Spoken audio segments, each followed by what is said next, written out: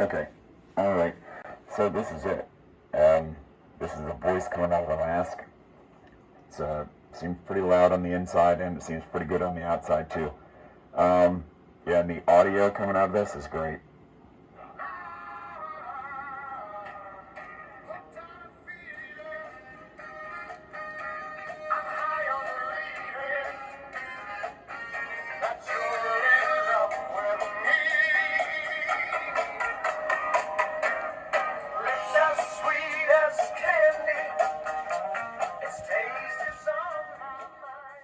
Alright, now let's take a look at the inside and the final stuff that I did before I closed it out.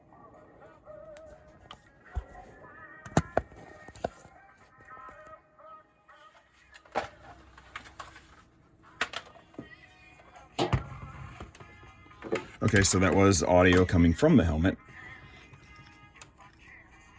It's rocking loud, and I'll show you why.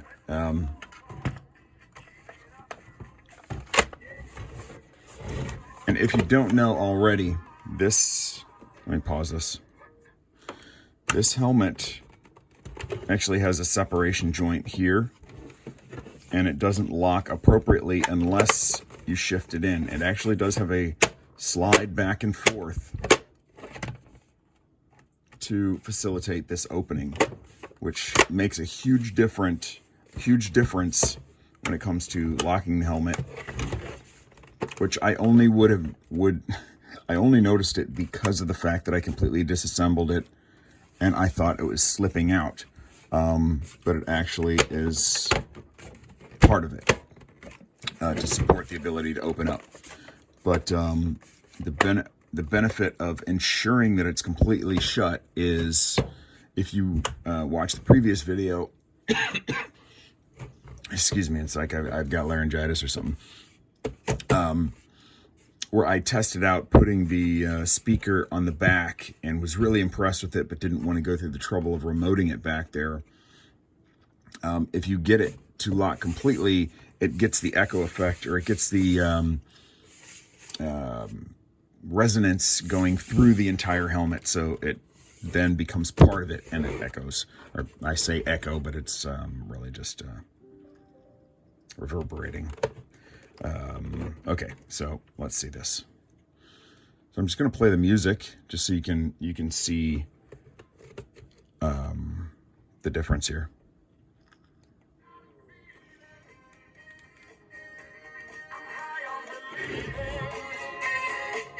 So I'll separate these. Still sounds pretty decent.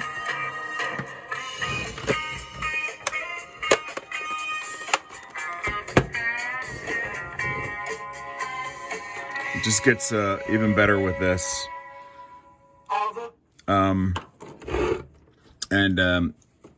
If you're watching this for the first time, this is prefaced by 3 other videos that talk about the dissection of this thing, or the disassembly of everything, and things that you might want to consider if you're doing any mask mods. I think the second one was basically talking about the different potential install options and the clean look before I actually did my install. The third one is actually the install of all the parts, and then this last one is just kind of the post reassembly and any other points that I noticed when I was reassembling and doing a final test on it. You'll notice I don't have the battery cover on, so I'm an adult man, right? So one thing I noticed is that after it was all reassembled, I found that my mouth was like smack up against this mic, because you've got to have this directional mic directly in front of your mouth. Any offset, and it completely changes the quality of return on the signal that's being sent to the speaker or through the amp. So you've got to have your mouth directly, top lip, bottom lip, like this. And this was pushing into my mouth when I had this cover on, so I took the cover back off, And then you're probably wondering, you know, what's with the foam pad? Why do you have that there? So because this speaker up here is an exciter, and it's basically rocking this entire, it's vibrating this entire mask as part of its speaker, as the active part of the speaker. If this cable, or I say cable, but if this microphone, and including the cable, touches this, it results in vibrations on the microphone, which then increases the amount of feedback. So it's essentially like putting it on the speaker. So this foam eliminates those vibrations and eliminates a lot of feedback. So that's why that's there. So the microphone volume's great. I don't even know if I had it all the way up. No, I certainly did not. It was close to all the way up, I'd say. Let's see. It was probably about 9/10 of the way up or something like that. Maybe, whatever. Maybe 3/4, whatever. Anyway, so it still had some play, and this thing has got some punch to it. You heard the audio, and it's actually pretty loud. You would not really want to go around for long like that unless you've built up a tolerance to it because you blasted yourself out in the past. But that was really loud when I had it on. But it's, you know, you heard what it was from a distance. So, yeah. So anyways, just one of the other things are this nose piece I mentioned previously. Yeah, you could take it out, but I had pushed it back in. I ended up pulling it back out because also to mitigate, I ended up turning it up. I'm going to go ahead and turn it off.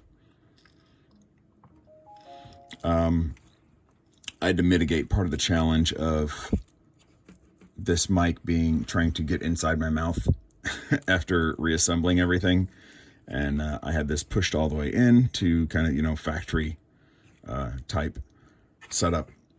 And I ended up pulling it out to push my nose out to give my mouth a little more distance away from that microphone. And it helped a good chunk, but I knew that I had tested this with the battery pack cover off, and that had helped too. And even this little bit of area is kind of the rest, I think, of what I need. I could take this off maybe if I wanted to, and put it get a little more distance, but then I risk a little more feedback with the vibrations. I'm happy with it like this. So this is it in a done state. One or a couple things to talk about upon reassembly. Just before you go screwing everything in, remember to put this part on prior to starting to put in all your screws. I started to put in some screws and, you know, forgot I had to come back and do that. So, and also, you know, make sure any wires that you run are set appropriately and not pinched. And if you run one like I did and have a little notch up here, I had to make sure that it was not going to get in this little cavity where this is working. So I have it going out and around that. It was just, I kind of had to push on some things and to get it all to screw back together. And I ended up having more screws left over than I needed left over, or than I expected. I'm not sure where they went, but I don't really care. It shouldn't amount to much of anything. Yeah, I think that's pretty much it. No, I knew there was some other I wanted to say. So the switch, just remember to put that switch back in. So again, this is just a plastic slide that actually goes over the actual electronic switch that hangs down like this, and this plastic slide goes like this, and then, you know, the physical switch is here, and then it's just moving a little tiny switch in there. So, you know, just make sure that you put that in before you go screwing everything back together, so you don't have to take everything apart again. But fortunately, it wouldn't be much to take apart. And I'm pretty sure that's it. I did end up coming back when I installed this and put my padding underneath to support it. I did end up bowing it out, so I did end up coming in with a heat gun and kind of leveling that out and getting it a little straighter and a little, yeah, just sitting a little better. And yeah, so this is pretty much it. The other thing is this is a different cable than you probably saw the previous time, because this little cheap cable, as nice as it is, as low profile as it is, while this one is like heavy duty, quality. This ended up just crackling, and it's only been used for a few days, and the wires in there I guess are already breaking, so it's kind of trash. So it's not worth keeping in there, because anyway, it's messed up. So yeah, and then the only other thing that I would say is that to top off the costume was Adieu. Chris Pratt, I think is his name, or maybe that's the character's name. I don't know. Whatever. He's got a good head of hair. I found this when I was going through some things the other day, and I was like, oh, that would go well with this Star-Lord helmet, because that's more like the hair he has.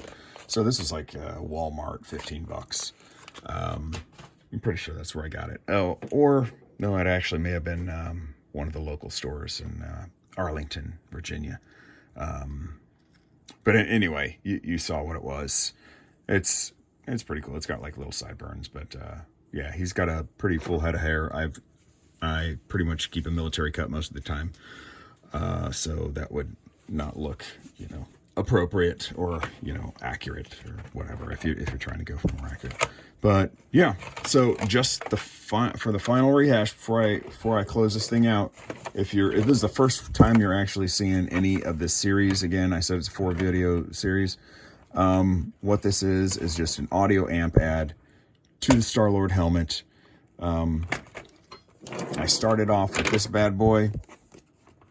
It was actually a different brand, but it's exact same thing, rebranded. But I gutted it. This little tiny board comes out of it, which is great. This is the battery that comes out of that. This is the mic that comes out of that. And the only thing that's different is the speaker, because its speaker has got some girth to it. So it just wasn't going to work in here, and it's maybe 3 inches. This thing, I don't know if it's 2 inches or 1.5 inches or something like that. But anyway, so I'll end up putting all the parts and whatnot, even for this thing, and even this in the description, just in case anybody wants to do a copy of this build. So assembled all these, and actually the one thing I did forget to go and mark these. I wanted to do that before this video, but anyway, so I've got to come back to the last thing I'll do, and I'm not going to do a separate video for it, but I'm going to come back in and label these. Essentially it's power, next or fast forward, play, previous or rewind, and mode. So I know that now, but in the future when I pick this up, I'll probably forget. And again, if you didn't see the previous ones, this is auxiliary in, so that's the MP3 player. This is mic in, and I just told you the buttons. This is power out, or correction, power in. This is your power to charge. So if you're coming off a USB, this is how you'll charge it. You plug it and charge this. There's a 3.7 volt LiPo battery, or lithium polymer battery. And then this is the speaker out, and of course those jacks are on the other side of the board, and it goes to the speaker. It's got a common kind of jack, so I think this came with that connection, if I remember right. Or maybe I soldered it on. Actually, no, I had to solder it on. This came with no connections. I had these cables bought separately. And then the other thing was it does have a micro SD card right under here, where you could add one in. And the only reason I'm not doing that is because this gives me independent volume, and it also gives me the ability to hold it in my hand and look at it and see what I'm actually playing, rather than just go through tracks. On a Darth Vader helmet that I've only got like a handful of tracks on there. So, just going back and forth through those 5 tracks or whatever, it's easy. But when you get into 3 different albums, or, 3 different soundtracks of, a dozen songs each, it's kind of nice to have something in your hand. Plus the character actually had that, the whole little Walkman kind of thing, which I may build something for this. TBD. But anyway, and then the last thing on here was the USB in. And then again, if you didn't see the previous ones, why is it hanging out here? Because I didn't want to go through the process of cutting the board just yet to sacrifice that. I don't plan on putting anything in there, just under the risk of, just in case it happens to, in case they got silly and ran the speaker lines through that area, and then I end up, you know, severing something that I don't want to. And it doesn't stick out too bad. I mean, as far as visually, I mean, yeah, it does have a physical presence, but whatever. It doesn't touch my neck. I'm not worried about it. It's fine by me. And if you do go get this model, it's a Victure. I'm pretty sure I got it at Walmart. And if you saw the previous video, I said most of the stuff that I tried it from Amazon was just garbage. This is actually pretty decent. I used to have an iPod, one of the iPod Classics, which were great. Of course, this is a much smaller form factor, which is good, but I like that this has the physical buttons to deal with these things. The digital, where it's like you touch on a screen or something like that, I don't like that, because then, you know, I put it in my pocket, it touches on my leg, and it starts going wild and doing its own thing. But yeah, this is a pretty decent setup. What I did notice that I didn't expect, but it was easy to work around, was I put all the files on here, and with the numbered, they came with the metadata, so they had the track 1, track 2, track 3, and it also had them labeled 1, 2, 3 in the file name. So I figured there was no chance that it would give me any trouble. But for some reason, if I click next, it goes to the next one that actually was saved to the device, rather than the next one in the logical order of the folder. So coming from folders, it didn't seem to work right, or work as I thought it would. So I did actually have to go make some M3U playlists. So it's basically just go into whatever application you use for playing your audio on your computer and save the playlist. Yeah, and I think I found these files on, I want to say internetarchive.org or something like that. I was surprised. And yeah, they were easy download. And I think that's it. So I've said what I can say.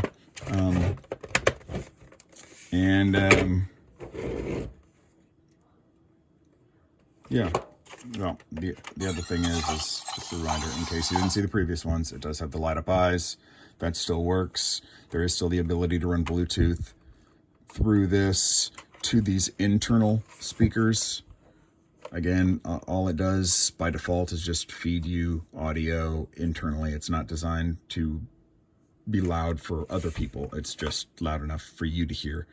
That wasn't really of value to me. And this speaker that I put in, it can be for me, or it can be for everybody around me, because it can really ramp up there. And yeah, and the since it didn't have the voice amp, that was the main reason I started all this, and it's definitely got a great voice amp now. I really like this setup, and I really like using this type of speaker in it. And yeah, I think that's it. Just trying to get this to play. Oh, that's right. I did turn it off. Okay. All right. Cool. Thanks everybody for listening, checking it out. Hopefully, you have a good build if you're doing the same thing.